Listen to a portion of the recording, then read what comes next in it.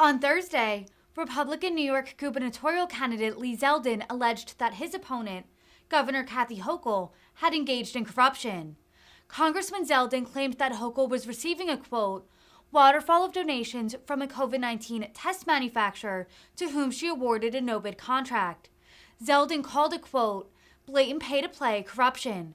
Zeldin has intensified his accusations against Hochul in recent weeks, as he continues to lag in the polls behind her. Though he's attracted the endorsements of Democratic groups and traveled across the state, Hochul remains the major favorite to win the governor's mansion. Well, thank you all for coming out. It's great to be back in Rochester.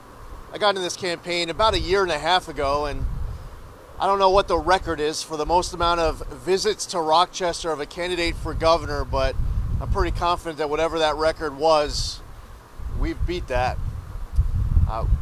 We've enjoyed coming back to Rochester and meeting with voters on the issues most important to them in this important race to decide who the next governor of New York is. Last time I was here in Rochester, we were in front of the Kodak Center, and I was calling on Governor Kathy Hochul to accept a debate here in Rochester. And I'm here today renewing that request that the people of Rochester get to see a general election debate right here at home in Rochester to focus on the issues that matter most to voters here in Rochester. Last week, Kathy Hochul said that she would only do one debate at the very end of October on cable for 1 hour, over a month after the start of absentee ballots, which started going out, by the way, this past Friday. So people are voting now. We're actually joined here today by someone who voted earlier this morning. I believe that voters deserve to find out where their candidates stand on issues before they vote, not after. Very extreme proposal, maybe Kathy Hochul might call it. I believe in all fairness to the voters of New York, you have to respect that process. Behind me is a beautiful waterfall. There's so many reminders throughout Rochester of why this is such a beautiful city. I'm joined today by a number of New Yorkers who are concerned about the direction of our state.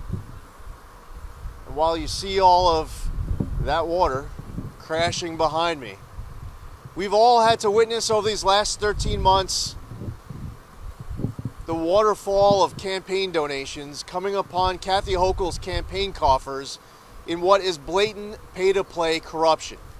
Story after story, scandal after scandal. Over $600 million went in a no-bid contract to somebody who is supplying COVID tests. This campaign donor provided an offer to the Hochul administration that was accepted that same day. They donated hundreds of thousands of dollars to Kathy Hochul, and Kathy Hochul gave them a no-bid contract worth not hundreds of thousands of dollars, not millions of dollars, over $600 million. And by the way, New York paying twice the price. No evidence at all of Kathy Hochul trying to negotiate a better price for New York taxpayers. No evidence of Kathy Hochul going to the company that actually manufactured the COVID tests to try to get a better deal directly from them. That's what California did. And they paid 45% less. New York taxpayers are now on the hook for over $250 million more than they should if paying what the going rate was, if you paid what California had paid. Yesterday, members of the media asked Kathy Hochul about this scandal, and she said she would do that all again. Think about that. Scandal after scandal, trying to get a state liquor authority license. If you're a top donor, you have special access to the Hochul administration to get that worked out. Competing for a multi-billion-dollar exclusive Medicaid transportation contract. Well, if you host a fundraiser for Kathy Hochul, not only can you be the recipient of this multi-billion-dollar contract, but you can actually get a meeting with the Hochul administration during a prohibited period that you're not even allowed to, by law, have those meetings. Now, getting back to this COVID testing deal with digital gadgets, one might ask, how did Kathy Hochul even sign off on a no-bid contract? She was able to sign off on a no-bid contract because she unilaterally signed off on COVID emergency powers that she gave herself.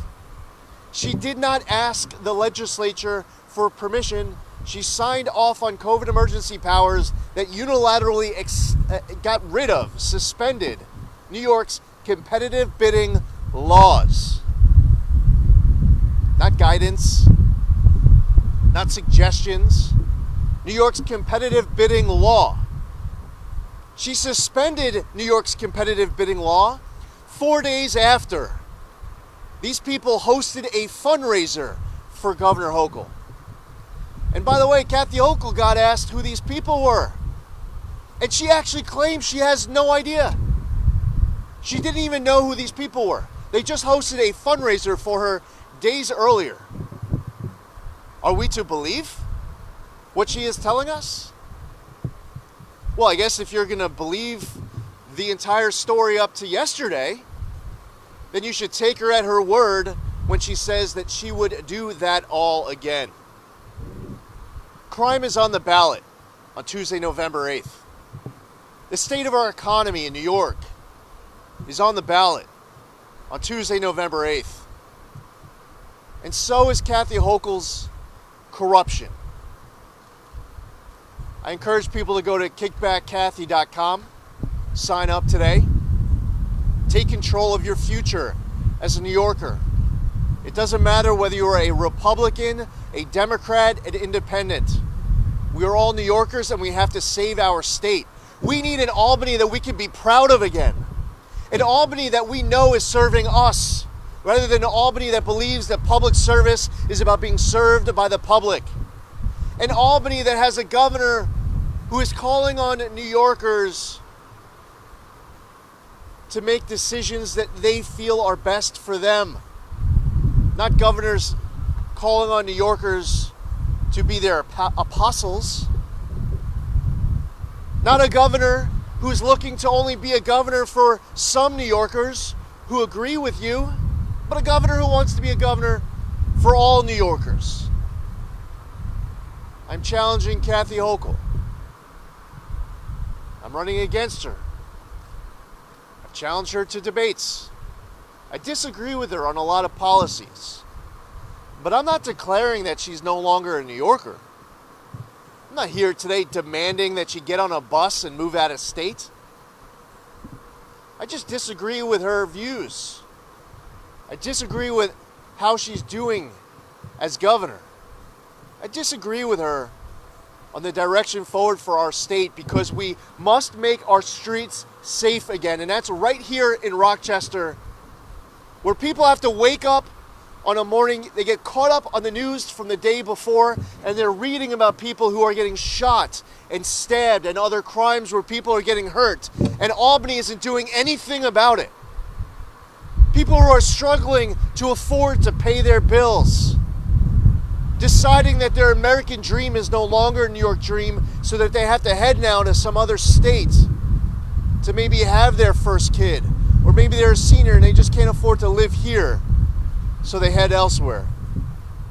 Lastly, I've called on Kathy Hochul to finish this sentence, and she still hasn't been able to do it.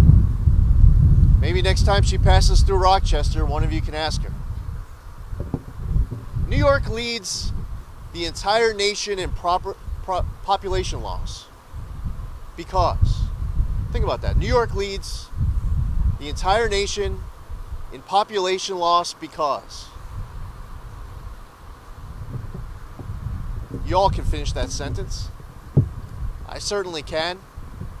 Everybody who's here is able to. There are millions of New Yorkers who easily would be able to give their answer as to why New York leads the entire nation in population loss.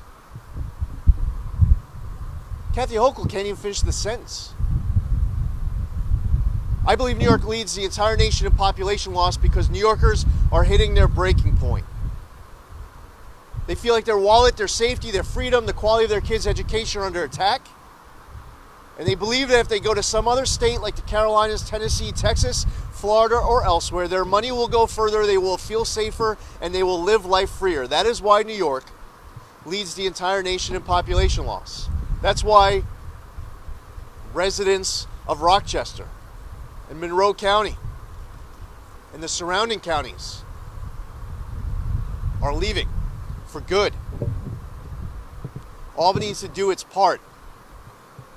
And the best way for New Yorkers to take control of our own destiny is to make sure that if this governor is unwilling to stand next to me at the Kodak Center for a debate live on broadcast TV,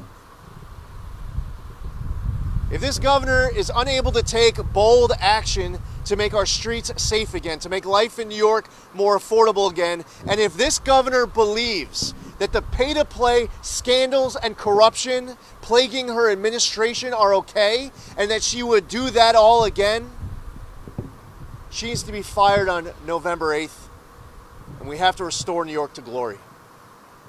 I'd be happy to answer any questions. What's the best way to police ethics in Albany, and what would you try to do with it? First off, I do believe that public service is about serving the public. It's not about being served by the public. When laws are broken, those laws need to result in accountability. If you're the legislature and you're the chairman of the investigations committee, like right now, this guy James Skoufis is the chairman of the state Senate committee for oversight and investigations. Why isn't he investigating this? Apparently, he just said that it was alarming yesterday, but he's not going to investigate. There needs to be oversight restored in Albany. We need to clean house in Albany. I believe that we should not have any political appointees or their spouses donating to the governor of the state of New York. I believe that when you need COVID tests, like that moment facing this state last year, when you get an offer, you try to figure out how to get a better price. You want to clean up Albany? You care about ethics, you care about transparency, you care about being a steward of tax dollars? Why don't you try to go directly to the company that actually manufactured the tests like California did and get it at a lower price? Nobody who is applying for a contract with the state should be meeting with the governor's administration during a period that is prohibited by law. I believe that we should have term limits. I will call on the state legislature to term limit me. Even if the state legislature doesn't term limit me, I would not serve more than 2 terms as governor. I would term limit myself. I believe our founding fathers' intent is to bring your ideas, your energy, you try to make a difference, and you move on. I don't believe it's a good idea for a governor of the state of New York to run for a 3rd term, or any of these statewide officials to be running for a 3rd term. These people who get there and they stay there forever. I serve in Congress. The top 3 people in the House of Representatives right now, the 3 highest ranking officials, have been serving in Congress for a combined over 107 years. Term limits are important as well. There's a lot that we need to do. There's a lot that we can do. And right now I believe that Kathy Hochul is failing. Anybody else? This week, polls show that you're running at a little over 20% behind. What are you going to do to turn that around? You got 5 weeks before the general election. So first off, there were 2 polls yesterday. One was an inaccurate poll that was put out that claimed a 17-point gap, and it's just not accurate. We released our internal poll yesterday, which just came out of the field on Monday, and it showed the race at a 5.8% gap.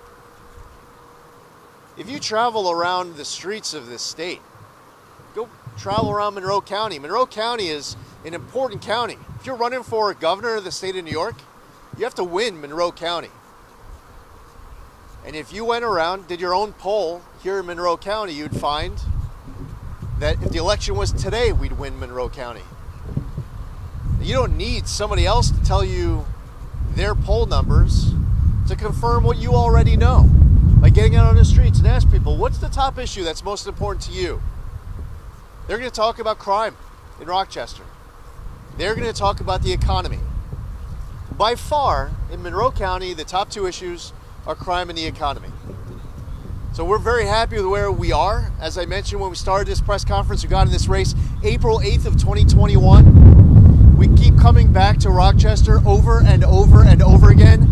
It's important to show up to earn someone's support, and it's important to keep showing up to earn keeping their support.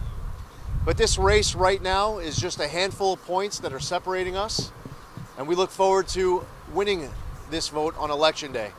We are definitely not in this race to come in second. Can I get your reaction to some of the recent violence here in Rochester, and what would you do to handle it? Every day, Rochester residents are waking up to news. Innocent victims. I just saw one story overnight. I'm awaiting some more information about a young child who was killed. A lot of New Yorkers and Americans hear about the stories coming out of New York City. That's where there's a very large media market. There is national coverage for all of the stories that you see there, and new highs as statistics come out. But there's also new highs coming out with statistics right here in Rochester. On our website at zeldinfornewyork.com/secureourstreets, we outlined about a couple dozen or so proposals that we believe will help us take back our streets. And I believe that law-abiding New Yorkers should be in charge of New York's streets, all of them, and criminals should be in charge of none. Cashless bail needs to be overhauled. Judges need discretion to weigh dangerousness. We have corrections officers who are being assaulted. Other prison staff, even inmates, since the April 1st implementation of the HALT Act. I believe that the HALT Act needs to be repealed. Raise the age is another law that I believe must be amended. You're seeing these young teenagers being used for crimes because their cases won't go to criminal court. Their cases will go to family court. And these kids now are committing crime after crime. And the system isn't helping them. I believe that raise the age needs to be amended. The parole board needs to be overhauled. It should be changed from a majority vote to a unanimous vote. I believe that victims and victims' families should be notified when there is a parole board meeting. When a parole board is releasing a cop killer, a murderer, or a rapist, there's a victim's family that would like to know that hearing's about to take place. They'd like to provide testimony that will be considered. They would like the ability to be part of the process with teeth to appeal that decision. There's a lot that we could do. And all these suggestions that I just listed and many, many more are on our website, part of my Secure Our Streets plan for New York at zeldinfornewyork.com/secureourstreets. This morning, by the way, we'll be releasing a new TV ad, our second TV ad of the campaign. So we will send to all of you this morning, so you'll have a copy of it, and it is directly related to this morning's press conference. The title of the ad is Kick Back Kathy. We'll make sure you all get a copy. Thank you.